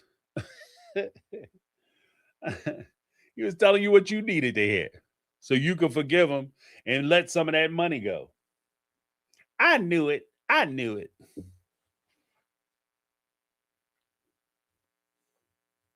I don't know. Black Swan Gothica in the house. What's going on? Karma Q's in the house, I think. I think I saw her in there too. But yeah. But that's where we are, guys. Thank you so much for hanging out. I want to give a big shout out to the folks who left SpeakPipes. By all means, if you guys want to leave SpeakPipes, do so. SpeakPipe.com/mytakeonreality. Be glad to respond to those. I will be doing videos. I have to get my studio. I do have to get my studio together now. I'm feeling better so I can get these videos up. I want to still do some of the reaction videos I was doing before, but I think I might do them more in video form, which will appear on My Take on Reality. The live streams will be on My Take on Reality Live. And we're going to keep pushing. We're going to keep it pushing. We're going to try to grow the channel and do some different things. We're going to move past some of this Sister Wives stuff because, as we talked about, Sister Wives ain't going to be around forever, y'all. So I predict that this might be the last season. This might be the last roundup for these cats. You know what I mean? They might have to figure something else out. Hopefully they got, Cody and Robin and siphoned off enough money, they be able to pay their bills. And everybody else gonna be all right because this show is not long for TLC. I don't know. TLC might keep it going now. TLC is like that. And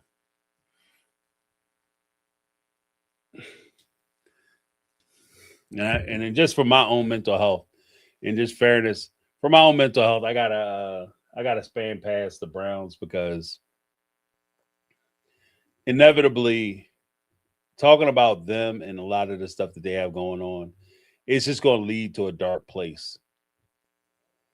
You know what I mean? Where it's just going to be more angry than observation. Anger over observation. Just because like these guys, like they're not doing anything. And then because they're not doing anything, it's just going to look more and more crazy. And you want them to do more and you want to be able to talk about stuff, but they're not giving anything to talk about. So it's just going to be bash, bash, bash. And I don't want to be that guy. So,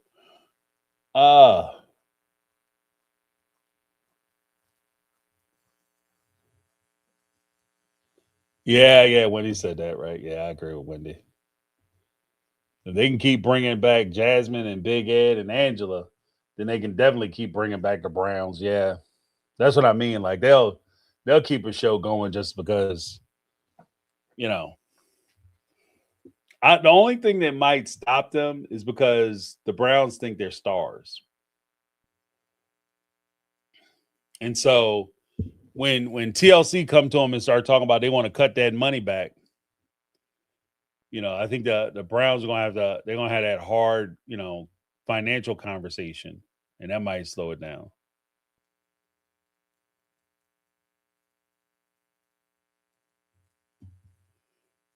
you know.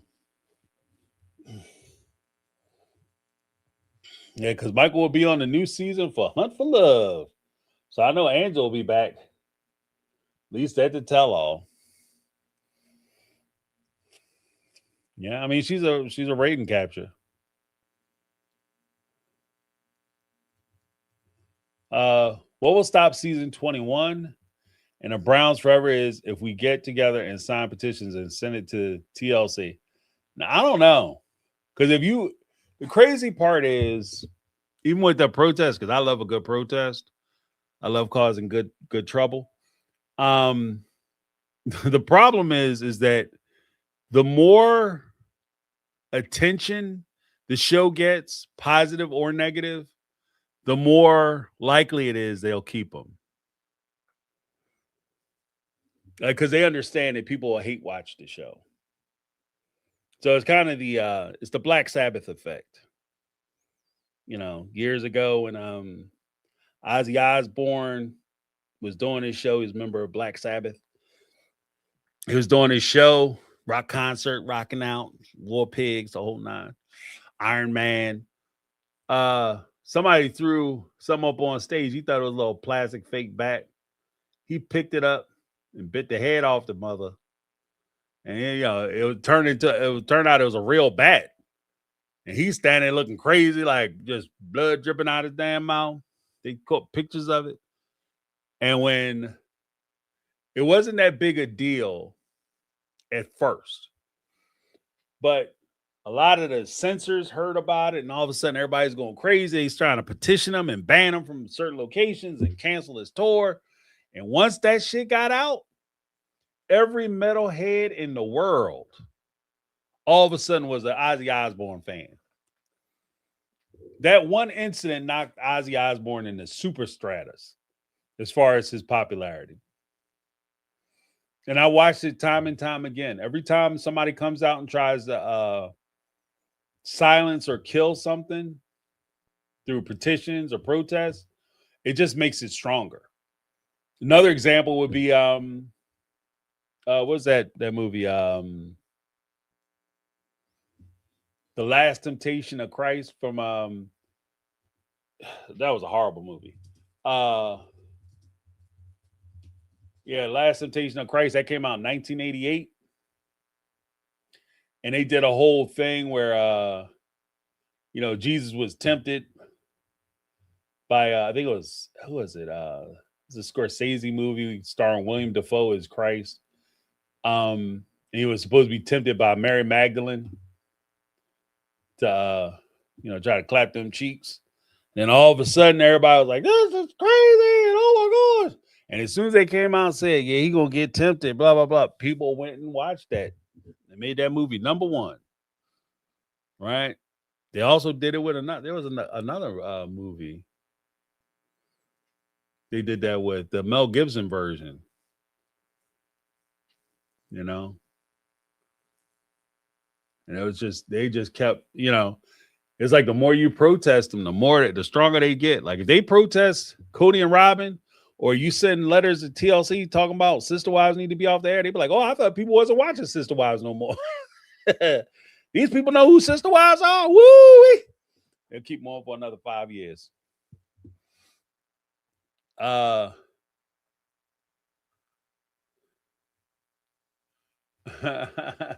my God, you did not compare Sabbath with these hard people. Sabbath is awesome metal. Rest in peace. Awesome master. Awesome metal. Rest in peace, Ozzy. Yeah.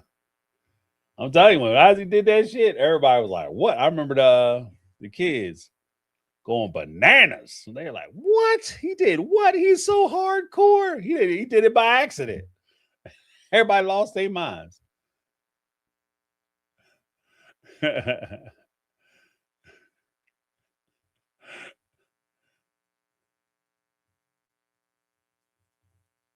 Is that you made me talk to text, go nuts.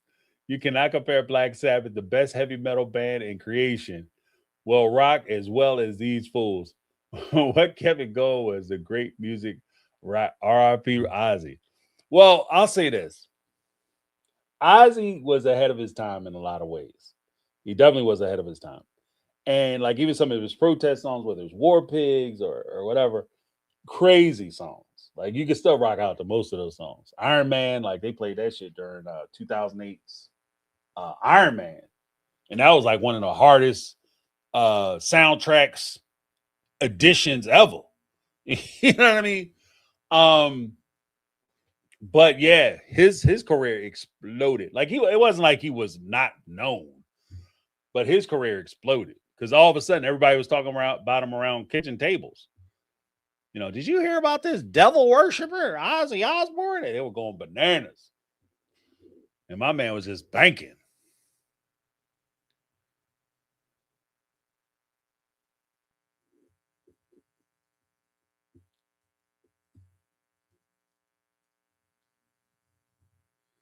Yeah, but I'm just saying, like, but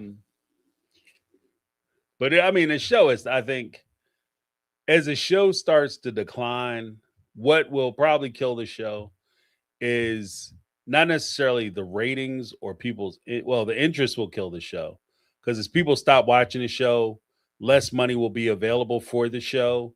And when less money is available, Cody trying to manipulate and, you know, I'm worth $1 million an episode. Like, no, you're not, because we don't even get $1 million for the whole season worth of views.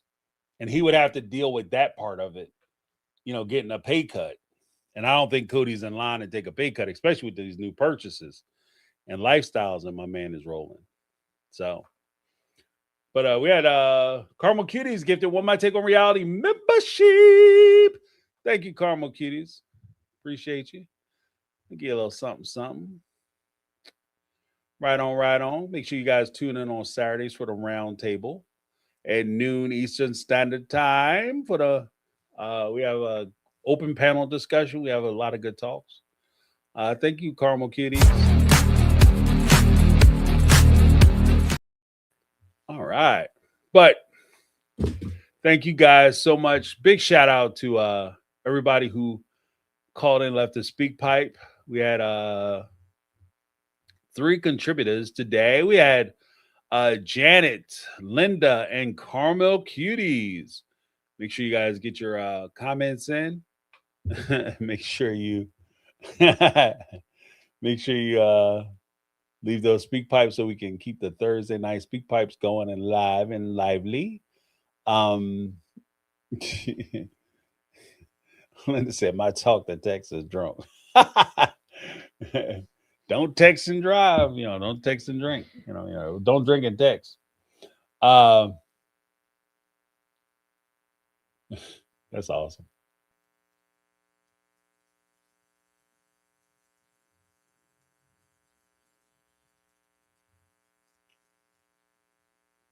Yeah, he was known, but Sharon elevated his fame starting Ozfest. See, here's the thing. Like when I say that Ozzy, his notoriety was expanded. Let me explain. What I'm referring to, like Ozzy Osbourne, hell, shit. Let's be honest. Ozzy Osbourne, Iron Maiden, Black Sabbath, Metallica. You know, even going into like later, like Guns N' Roses, like further down the line, right? Not as heavy as like, you know, Ozzy now.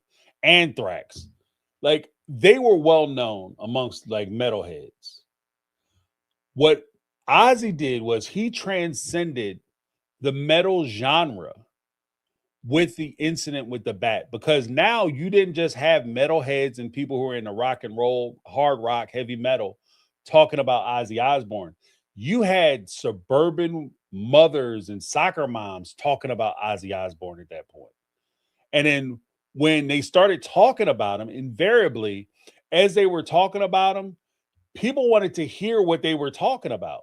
Why are people so offended? Why are people so mad? Why are people saying that he's with the devil? He in league with the devil and he got all this stuff. What's going on with this Ozzy character? Now, all of a sudden, you have a group of people who never really listened to heavy metal. Well, in some cases, they were buying his records, but they were actively seeking out his music. And that's what those protests did. They blew his ass up, you know.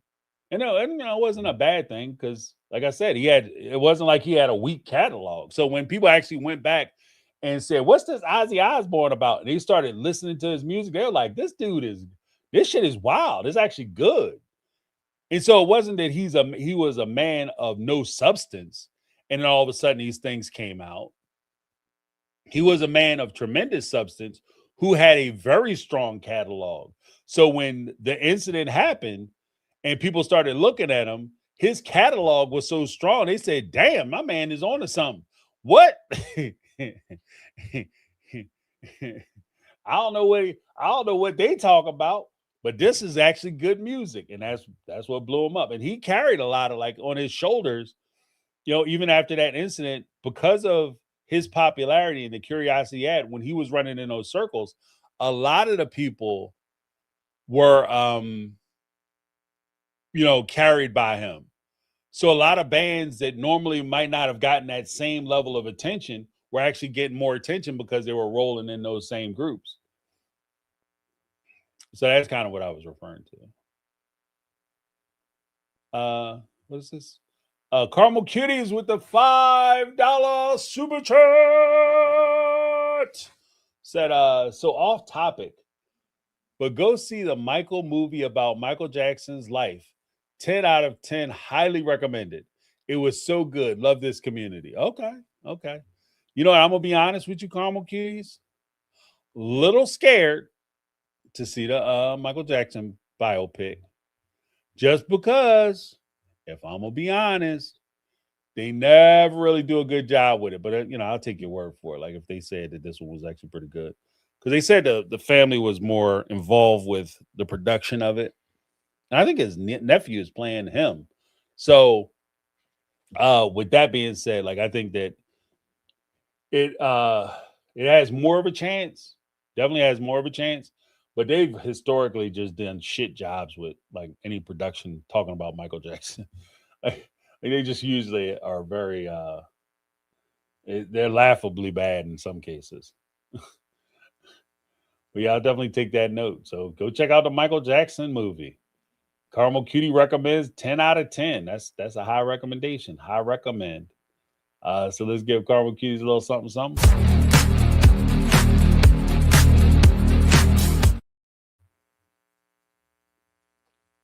Uh-oh. I think they babooped you. I think they gave me 2 for the same thing. Let me give you a little something, something.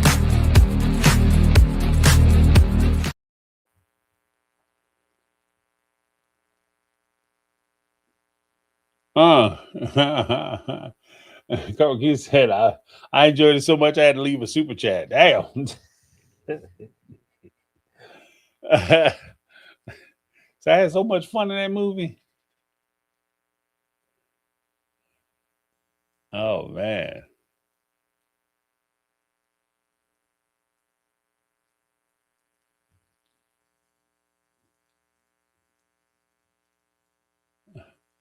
James, my fellow metalhead. Yeah, I love all kinds of music. It's crazy.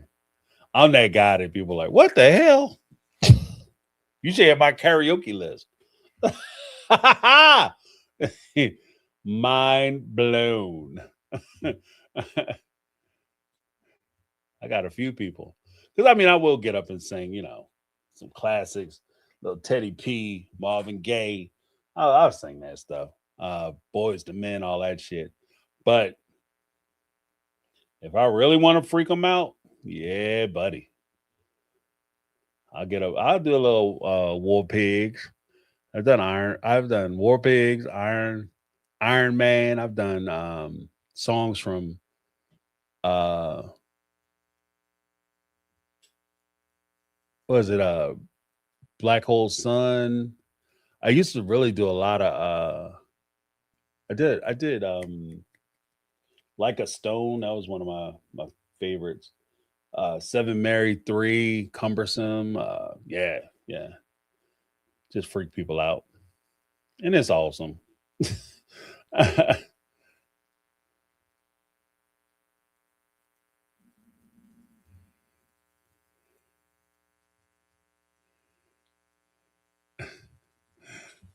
Yeah, but I don't know. I guess I am looking for. I'll go check out the Michael Jackson biopic. But I feel a little more comfortable. Carmen Cutie said it's good. Like I said, I was always nervous because I grew up, watching Michael. I grew up watching his ass. Michael Jackson was the first, and maybe the only like super famous person I've ever seen. Like, cause I've seen people go to concerts and they pass out. It's like, oh, he's incredible. Michael could make grown men pass out. That dude was that famous. Like, you know what I mean? It's insane. Like, he could walk out on stage, grown men getting carried over the crowd because they passing out. And his shows were so good. They were ridiculous. They were almost perfect. And that was actually one of the things that I had said about Michael Jackson from the beginning. One of the things that I think hindered a lot of his record sales, as he started like later in his career, wasn't the fact that his music was bad or it wasn't really in touch or whatever the case. His music was too good. You understand what I mean? Like his music was literally too good. Like it was like it's so good that it's like for people who maybe don't really have appreciation for it, don't understand like how good his music actually is. Like from the production, like the sound production, all the way to the vocals, to the subject matters of the songs. Like he has a song that I really like that came out in his Blood in the Dance Floor album called "Slave to the Rhythm." Oh my goodness, that song is that song is tight, but it's it's so good because it addresses a serious issue, but it does it in such a way, like in the Michael Jackson way, where you really don't realize. Well, I won't say you don't realize, but it's such a good beat, such a good song, such a strong song that you don't recognize that what he's actually talking about is domestic issues. You know what I mean? Like for instance, in the first thing, I just called up the lyrics. It says that in the first part of the lyrics, he says she dances in these street sheets all at night. She dances to his needs. She dances till he feels just right until he falls asleep. She dances at the crack of dawn and quickly cooks his food. She can't be late, can't take too long. The kids must go to school. It talks about like throughout the whole songs, it talks about like the responsibilities that she has as a person who's trying to take care of her house and her home and take care of a husband who's not really appreciative of what she has going on. And then at the end, like when they do the whole plateau and everything, like I said, the music and arrangement is ridiculous. But one of the verses is really crazy and touching to me is like she dances for the man at work who works her overtime. She can't be rude as she says, "Sir, I must be at home tonight." She dances to the kitchen's. She dances to the kitchen stove. Dinner is served by 9. He says his food's an hour late. She must be out her mind. And he talks about she's a slave to the rhythm, like she's a slave to her situation. She's tied to this situation that she's not appreciative in, or being appreciated in, or valued in. And then he talks about she works so hard just to make her way for a man who just don't appreciate. And though he takes her love in vain, still she could not stop, could not break his chains. She dances the night that they fell out. She swore she danced no more. But then she did. He did not quit as she ran out the door. She danced through the night in fear of her life. She danced to the beat of her own. She let out a cry and swallowed her pride. She knew she was needed back home. Like, and that talks about like the cyclical uh capture of these types of relationships. And that's the type of music that he made. You know what I mean? That's the type of music that the dude made. And it was like, but it's so like technically It's a fantastic song. Lyrically, it's a fantastic song. The imagery is there. It almost plays like a movie, to a point, and it tells a story. Like there's something in there where there's like drama and it tells a story and you can sympathize with this person, but it's just such a great song. So yeah, the song is called Slave to the Rhythm. Check it out. Check it out. It's just a really powerful song.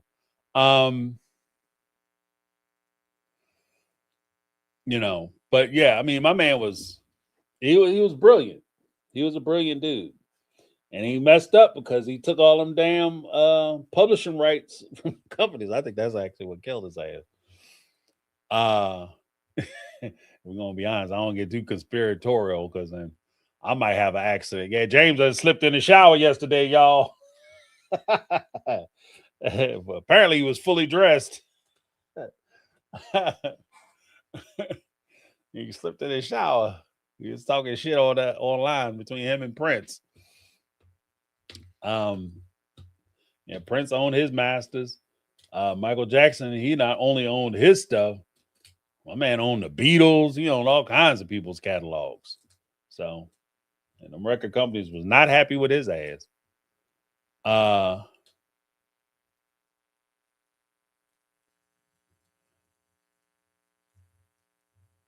It's just crazy. It's just crazy. But that's my take, guys. I appreciate everybody calling in. Let me give a huge shout out to everybody who left a super chat. Appreciate you guys. We have Unlimited Lipstick, Janet in the house, Caramel Cuties. And of course, Caramel Cuties leaving a My Take on Reality membership. Make sure you take advantage of that My Take on Reality membership. And before we go, I want to make sure we take full advantage of leaving hearts in the chat. Hearts in the chat is a segment that I do where we recognize people who may need a little bit of support, may need that extra oomph to keep it going because, shit sometimes get tight and people need to know that folks are on their side and they got their backs. So I want to make sure that we are doing that. But hold on 1 second.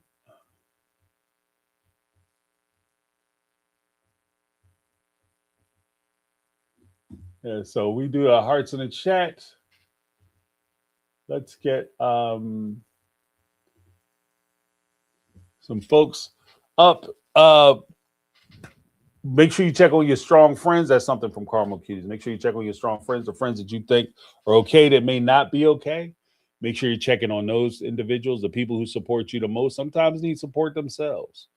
But just as a quick list of folks who are members or subscribers or viewers of the stream and appear in the chat who may need our support, let's give them a little something. Put some hearts in the chat for them. We have Brittany Not Brittany, Jody Periscala, Caramel Cuties, Megatron, Miss Betty Aldridge, Kathy Ferran, Allison Gaines, Marlo Peterson, and Team Ty and Lit Mom. Let's get some hearts in the chat for them. Yeah, because they are worth it. Anybody who needs that support, make sure we supporting individuals. Yeah. Yeah, Michael, actually, there's a couple songs I could probably list off. And Michael has some really good, Dirty Diana. Princess Diana. I remember quick Michael Jackson story, and I will let you guys go. I remember when Michael Jackson apparently went to that first Thriller album dropped, there was a song right before Thriller called Dirty Diana. And he talked about like Michael, one of the most craziest lines in that song is like, I went to the phone, I said, baby, I forgot my key. Leave the door open because I forgot my key. And then Dirty Diana said, snatch the phone, talk about he be fine because he's staying here with me. And that shit tore my ass up. I was like, damn, straightforward. But when Michael Jackson went over to England and he met the Queen of England and he met Dirty Diana, he was warned, whatever you do, you can do this show for the Queen of England, but under no circumstances are you to sing the song Dirty Diana. because Princess Diana is here with her husband, and that will be crazy disrespectful. And so Michael's in line, and he's shaking the hands of like the queen and you know, her son Charles, and Diana's there. And she said, like, they said that Princess Diana went up to Michael, whispered in his ears, like, "Are you gonna sing that song, Dirty Diana?" And he said, "No, I can't sing that song." They said it's disrespectful. She said, "I love that song. I feel like it's about me." Oh, Princess Diana was the shit. I don't care what nobody say. Princess Diana was down, boy. She was down.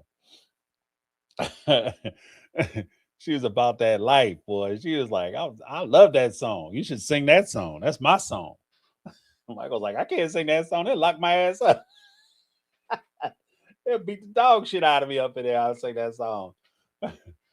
She's like, I want you to sing that song and point at me. Oh man, Princess Diana, boy, she brought some truth to the damn throne. That's why I didn't, you know, not talking about another one, but I think that's why they knocked her ass off. Because she was too real. Princess Diana was too real. It's like, we can't have that up in here. She gonna cause problems. But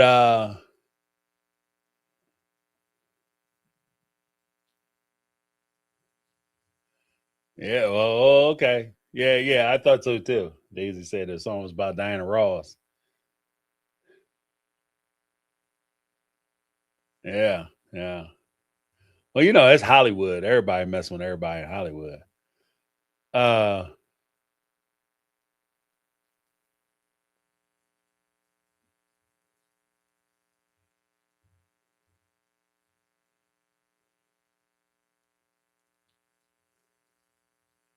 Yeah, you know.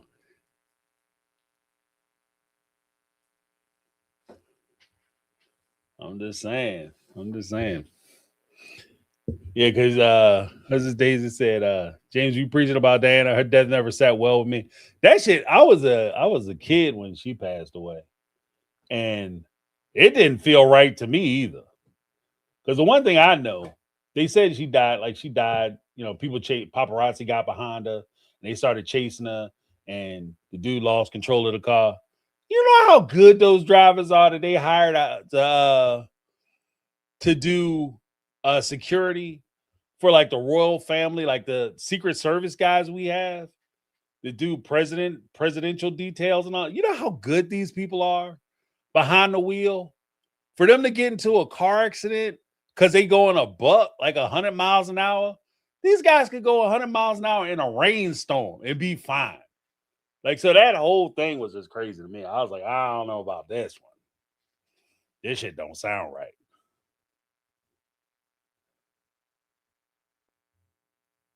Oh, what I think about Prince Andrew? Lock his ass up. I think they're gonna do right by him. Like, I think he's gonna get, like, my man's gone. I think my man's gone. Like, we need some of that justice here. We need anybody who was tied up with them gone.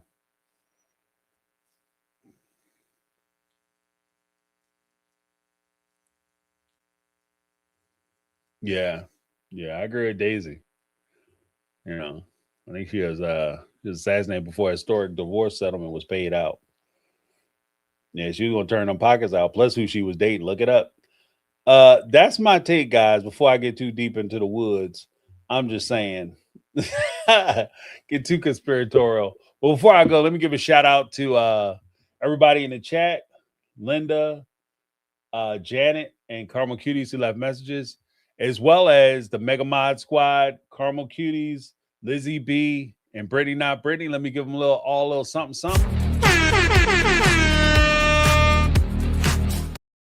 Thank you guys so much for hanging out with me. I appreciate it. We will be back on Saturday for the roundtable. Make sure you guys, if you're a member or you haven't joined yet, make sure you join. If you got the memberships, come on through. We have a full panel and we do an open discussion on all topics. No subject is out of bounds. All right, guys, that's my take. I'm James, and this has been my take on reality, and I'm out.